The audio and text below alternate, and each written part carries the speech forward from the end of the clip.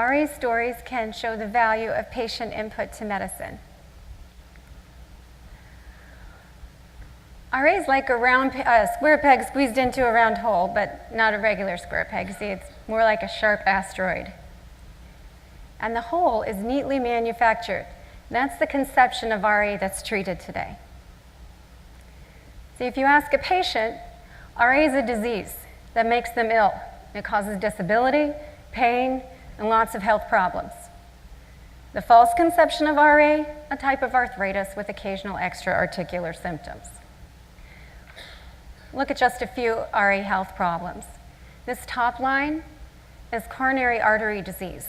You can see that the prevalence is about twice that with the general population and even higher than with diabetes. But this is only one of several ways that RA affects the heart. And these are only some of the factors in the higher mortality rate of RA.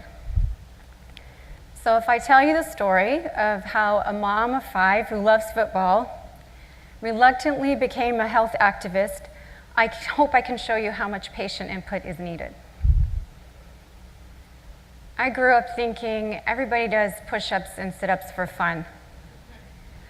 As a young mom, I bought an old house and did lots of landscaping and repairs, and the outside was dark painted concrete blocks. I thought, well, I frosted a lot of cookies, so I spread 2 tons of concrete on the outside of that house and painted it pretty white. Through those years, I homeschooled 4 little ones and managed a severe thyroid disease I'd had since childhood with no medical insurance. I thought I was tough. But about 9 years later, I woke up one morning with my toe joints so swollen they were pointed out in odd directions. I couldn't put any weight on my foot, so I hopped. Within a day, I was hopping on 2 feet.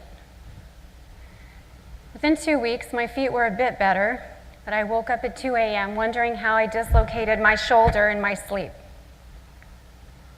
With a high pain tolerance after 5 home births, this pain was like labor. Actually, RA patients have a saying, having a baby in your knee or having a baby in your elbow. I took 4 Advil, did nothing, so I did my deep breathing and tried not to move. You know what? Breathing moves the shoulder. In 1 hour, the other shoulder was the same. Is this systemic? Is it related to my feet? So other joints flared, and I saw a couple of doctors who said, you don't have RA, you know, your SED rate's normal. My life changed completely. There would never be another push-up. I can't hold a tennis racket or a TV remote properly. For 6 months, I couldn't get my hands up to do my own hair. I still need help with a lot of things. I've heard so many stories just like mine. And John's right. Nothing prepares you for the ill-defined cruelty of RA. Tendons and joints suddenly inflame, and your hand is like a claw. Or you can't move your arm an inch, no matter how hard you try. It's instant disability that's invisible. Most doctors are unfamiliar with RA onset, so patients can have symptoms for years before diagnosis. Many are looking for a textbook picture of the disease that's actually rare in early disease. The golf hole.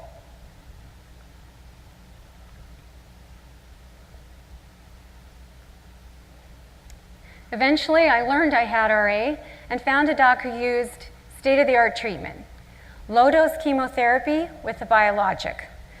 Now I could get better. She said I'd soon be running on the beach, but my RA didn't listen.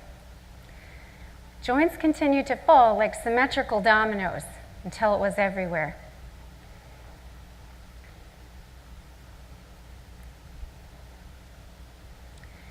You know, RA teaches patients anatomy. Who knew there are joints along the sternum that can make it hurt to breathe? Or tiny joints in the vocal cord that can leave you silent. My doctor was surprised. She kept saying, most people get better.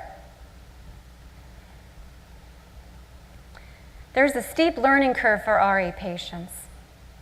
I didn't know not to keep taking a double dose of a biologic. It's not working. After 2.5 years like that, My doc finally admitted she had no idea what to do. I thought, well, I'll just find a doctor who knows more about RA. So I did 3 things. I went online. I found lots of others like me. The second thing I did, while I was searching for my Dr. Smart, I met 3 doctors. Dr. Doolittle. Most RA patients have met a doctor who says, "You look fine. Next patient." Dr. DIP had lots of curious things to say about RA, and he's the one that told me it's impossible for RA to be affecting my distal interphalangeal joints, DIP.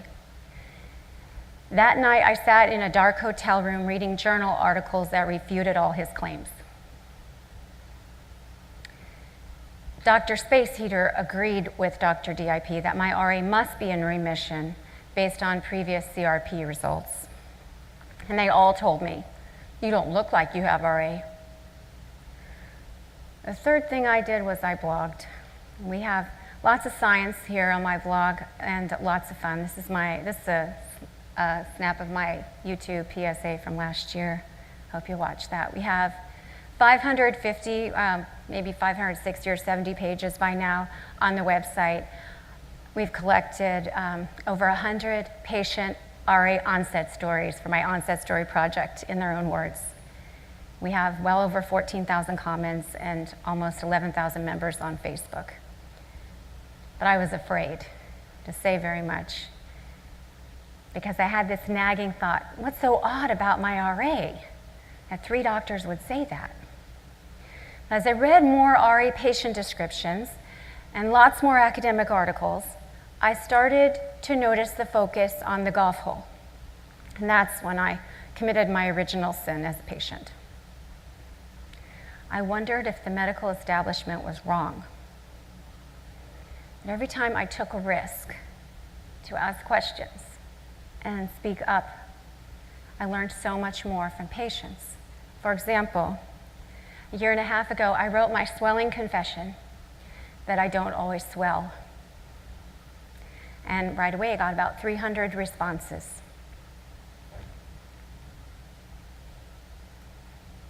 This is Anne. Her feet never swell, but RA destroyed them. When one doc was at a loss, she found one of the best in the country. Happened to be her cousin. And every time Anne would move, her new doctor would try to take away her RA meds because she doesn't look like she has RA. Anne's an attorney, and she lost her brother to a chronic illness. She knows the right words to use as an empowered patient, yet still, this is what she battles because of RA. So rheumatology suffers from something that I like to call diabetes envy. Blood glucose testing helps achieve tight control with diabetes, which significantly improves mortality rates. Some suggest tight control could work for RA, if only we had our glucose test and our insulin. See, we don't have a way to reliably monitor disease activity or response to treatment. There's a large group of patients, 30–40%, don't respond to treatment. So swollen joint counts are used. That's very common, but as I showed you, RA swelling is unreliable.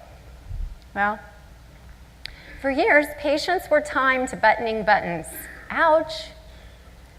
Is that a precise assessment of a patient's health or joints? So tender joint counts here on the bottom are also used, but what typically stoic RA patients don't know is that TJC are based on the doctor's impression of how we wince. Well, blood tests seem more objective. So the CRP test is popular now for inflammation. But recent genetics research shows, warning, large, high percentage of inaccuracy due to genetic tendencies. So what about imaging? Well, after 5 years and 5 failed treatments, I asked my Dr. Smart for a nuclear bone scan, which can reveal, there it is, unseen inflammation. However, if a radiologist doesn't know how to read for inflammation, he only reports whether there is cancer. This top is part of my report. When that happened to me, I sent a brief letter requesting a rereading. That's on the screen. That same day, my Dr. Smart sent me a registered letter terminating my care. I got my second reading, describing numerous trouble spots. One is this top joint, C1, C2.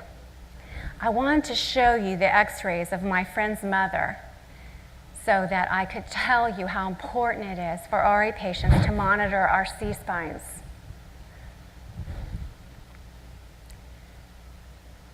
My friend Carla can't get the x-rays of her mother.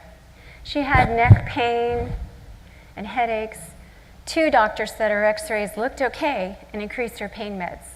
Since she can't get her hands on those x-rays now, Carla sent me this.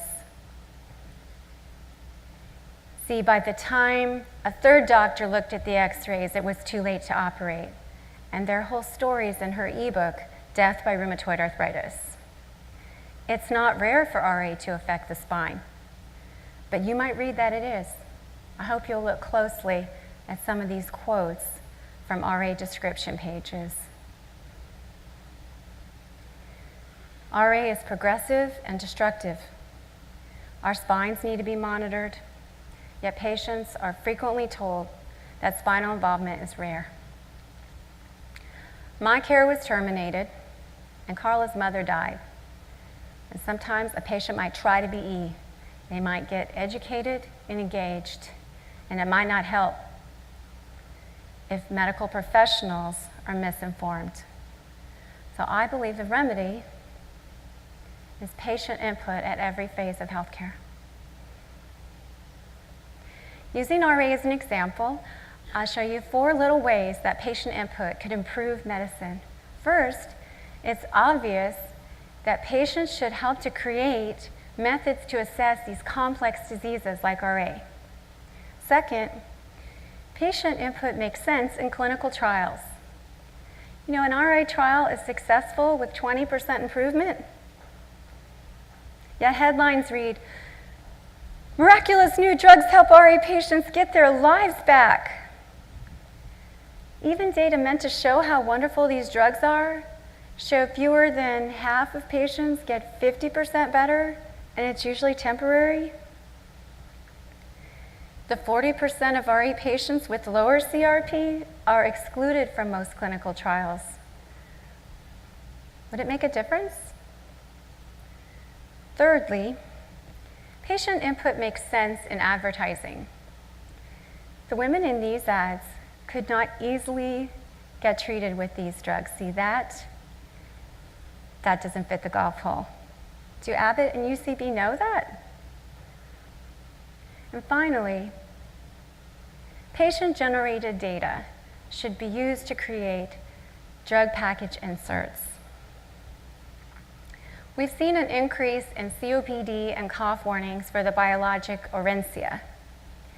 In clinical trials, 8% of patients complained of coughing, but it seemed like a rare side effect because 7% complained of coughing with placebo. But oncologist Ethan Bosch explains that researchers can collect patient self-reports for treatment benefits, but not for side effects. See, clinicians, not patients, report adverse events in clinical trials. The discrepancy between patient and clinician assessment is well documented, especially with RA.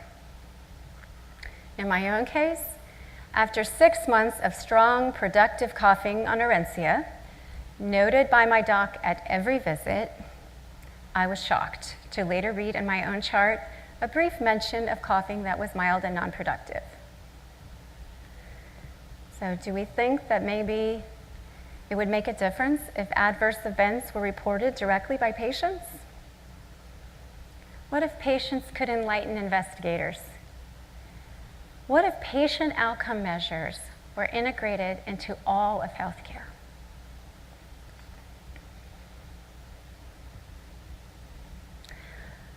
I believe that patient input is the medicine healthcare needs. Thank you.